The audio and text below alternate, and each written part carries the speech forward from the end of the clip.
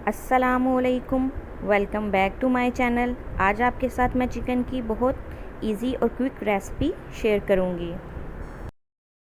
यहाँ पे मैंने कढ़ाई में हाफ़ कप ऑयल शामिल किया है। उसमें 1 टेबलस्पून लहसुन अदरक की पेस्ट शामिल करेंगे। पेस्ट को अच्छी तरह फ्राई करेंगे ताकि इसका कच्चापन दूर हो जाए और प्यारा सा गोल्डन कलर आ जाए।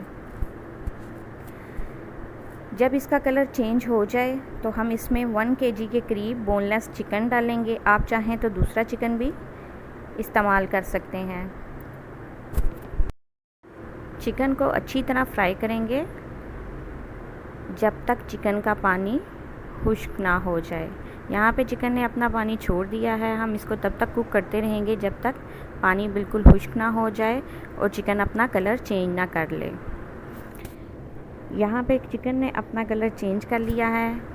5 अदद टमाटर हाफ़ कट करके वो शामिल करेंगे और कवर कर देंगे ताकि टमाटर नरम हो जाएं।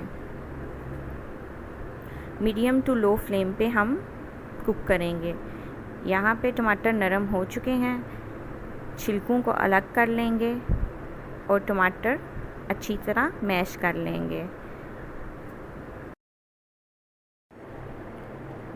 यहाँ पे टमाटर मैश हो चुके हैं, लेकिन हम इसको तब तक कुक करेंगे जब तक इसका पानी खुश्क ना हो जाए और ऑयल सेपरेट ना हो जाए।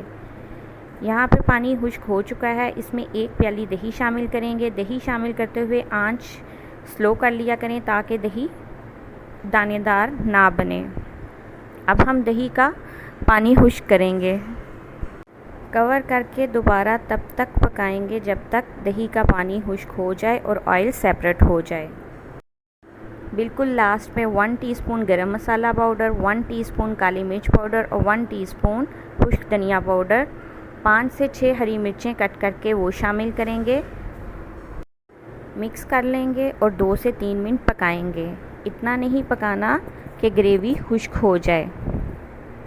2 से 3 मिनट बाद आंच बंद कर दें। हमारी चिकन कढ़ाई तैयार है। अगर आपको मेरी रेसिपीज़ अच्छी लगें तो मेरे चैनल को सब्सक्राइब करें और मेरी वीडियोस को लाइक करें।